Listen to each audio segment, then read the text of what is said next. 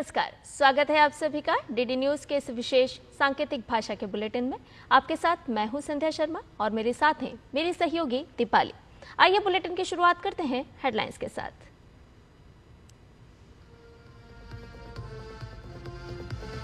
अटल जन्म शती के मौके पर प्रधानमंत्री नरेंद्र मोदी आज खजुराहो में केन बेतवा लिंक परियोजना का करेंगे शिलान्यास। अटल जी पर स्मारक डाक टिकट और सिक्का भी करेंगे जारी।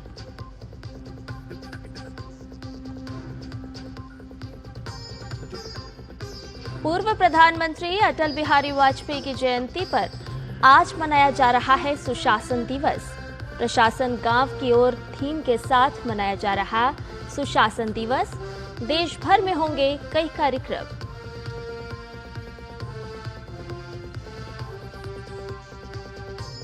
दिल्ली विधानसभा चुनाव के लिए कांग्रेस ने 26 उम्मीदवारों की दूसरी सूची की जारी। जदयू ने कहा एनडीए मिलकर लड़ेगी दिल्ली का चुनाव।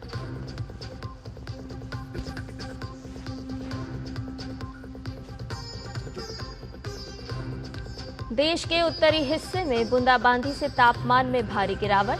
कश्मीर और हिमाचल में बर्फबारी के चलते शीतलहर का अलर्ट। आज भी बूंदाबांदी और बारिश की संभावना।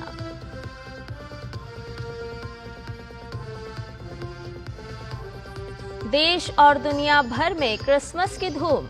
वाटिकन के साथ साथ चर्च में विशेष प्रार्थना का आयोजन। राष्ट्रपति और उपराष्ट्रपति ने दी शुभकामनाएं।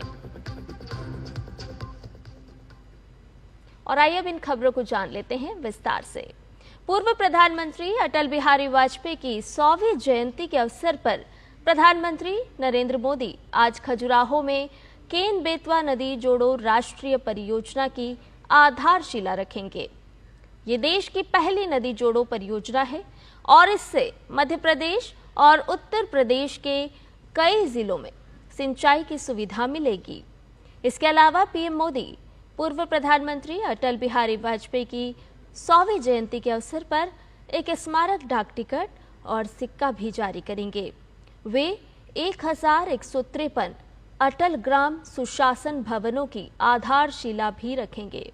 ये भवन स्थानीय स्तर पर सुशासन के लिए ग्राम पंचायतों के कार्य और जिम्मेदारियों के व्यवहारिक संचालन में महत्वपूर्ण भूमिका निभाएंगे। प्रधानमंत्री मध्य प्रदेश के खंडवा जिले के ओंकारेश्वर में स्थापित ओंकारेश्वर फ्लोटिंग सोलर परियोजना का भी उद्घाटन करेंगे। आज सुशासन दिवस है। पूर्व प्रधानमंत्री अटल बिहारी वाजपेयी की जयंती को सुशासन दिवस के रूप में मनाया जा रहा है। सुशासन दिवस के मौके पर आज देश भर में कई कार्यक्रम आयोजित किए जा रहे हैं। सुशासन दिवस के मौके पर आज रक्षा मंत्री राजनाथ सिंह लखनऊ के लोक भवन में भारत रत्न अटल बिहारी वाजपेयी की प्रतिमा पर श्रद्धा सुमन अर्पित करेंगे। उसके बाद वे लोक भवन में सुशासन दिवस कार्यक्रम में शामिल होंगे। साथ ही कुड़िया घाट पर पूर्व प्रधानमंत्री अटल बिहारी वाजपेयी की प्रतिमा का अनावरण करेंगे। रक्षा सचिव राजेश कुमार सिंह आज सुशासन दिवस के मौके पर राष्ट्र पर्व नामक वेबसाइट और ऐप लॉन्च करेंगे। दिल्ली में आज एनडीए के नेताओं की बैठक होगी।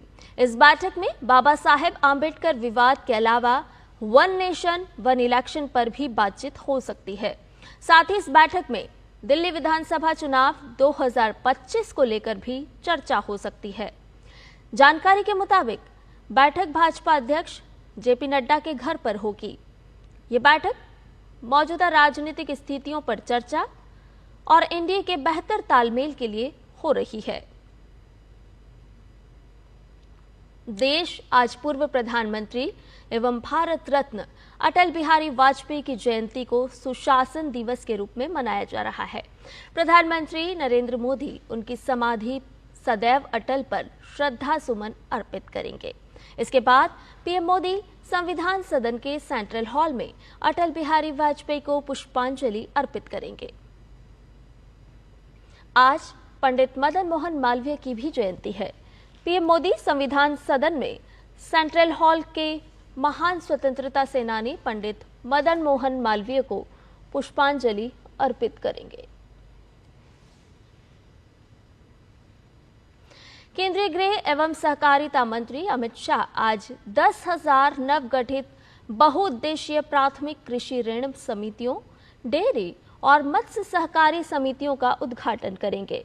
इस दौरान कार्यक्रम में केंद्रीय मत्स्य पालन, पशुपालन एवं डेयरी मंत्री राजीव रंजन सिंह भी मौजूद रहेंगे। ये पहल सहकार से समृद्धि के दृष्टिकोण को साकार करने की दिशा में एक बड़ा कदम है। बता दें कि सहकारिता मंत्रालय ने आगामी 5 साल में 2 लाख प्राथमिक और बहुउद्देशीय समितियों के गठन का लक्ष्य रखा है। इस पहल का उद्देश्य 5 वर्षों में देश की सभी पंचायतों, गांव में नई बहुउद्देशीय पैक्स, डेयरी और मत्स्य सहकारी समितियां स्थापित करना है। 5 राज्यों में नए राज्यपाल की नियुक्ति की गई है। इनमें बिहार, केरल, मणिपुर, मिजोरम और ओडिशा शामिल है।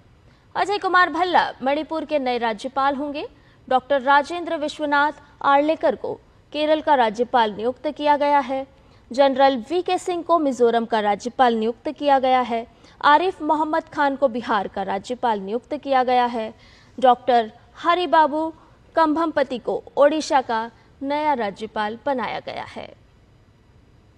और दिल्ली विधानसभा चुनाव के लिए कांग्रेस ने अपने उम्मीदवारों की दूसरी सूची जारी कर दी है। पार्टी ने अपनी इस लिस्ट में 26 प्रत्याशियों के नाम का ऐलान किया है।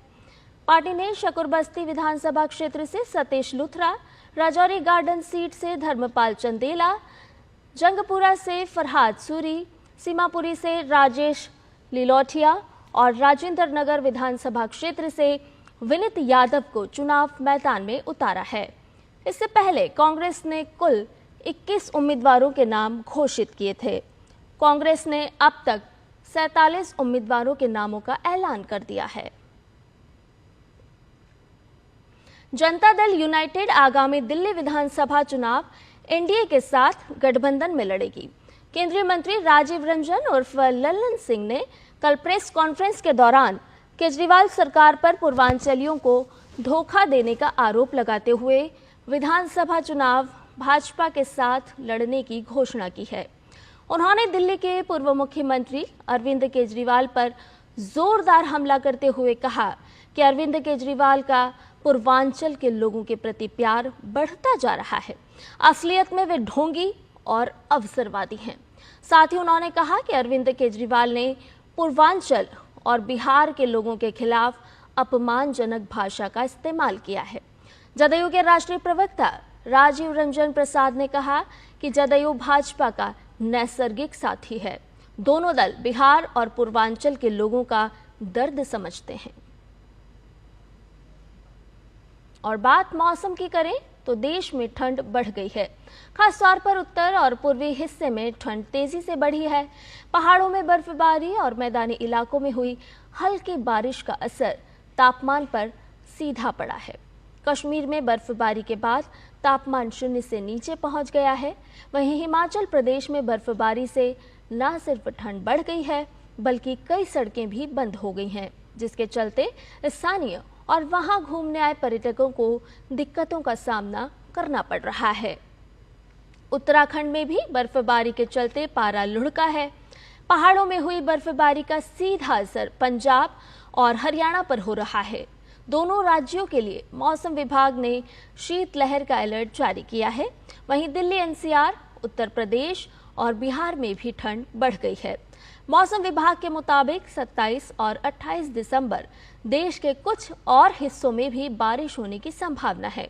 साथ ही कुछ राज्यों में ओले भी गिर सकते हैं। और दुनिया भर में ईसाइयों का प्रमुख त्योहार क्रिसमस धूमधाम से मनाया जा रहा है। इस मौके पर देश और दुनिया के चर्चों को सजाया गया है। हर साल 25 दिसंबर के दिन मनाया जाने वाला क्रिसमस ईसाई समुदाय का सबसे महत्वपूर्ण त्योहार माना जाता है।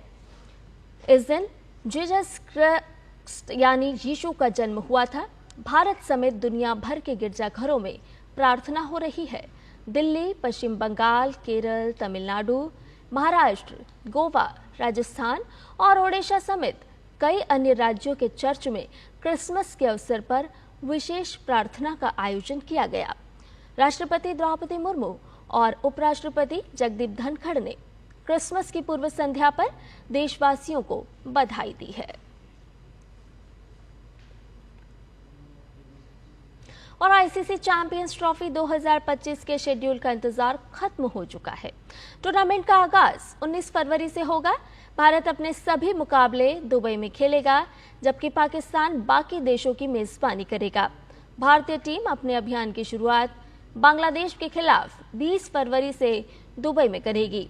चैंपियंस ट्रॉफी 2025 में कुल 8 टीमें हिस्सा लेंगी, जिनके बीच कुल 15 मुकाबले खेले जाएंगे। 19 दिन तक चलने वाले इस टूर्नामेंट में भारत अपने सभी मुकाबले दुबई में खेलेगा। वहीं अगर भारतीय टीम फाइनल में प्रवेश करने में असफल रहती है तो ये मैच 9 मार्च को लाहौर में खेला जाएगा। अगर भारत फाइनल में पहुंचता है तो टूर्नामेंट का निर्णायक मुकाबला दुबई में होगा।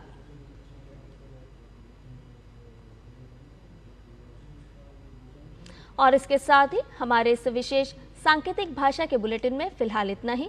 मुझे और मेरी सहयोगी दीपाली को दीजिए इजाजत। नमस्कार।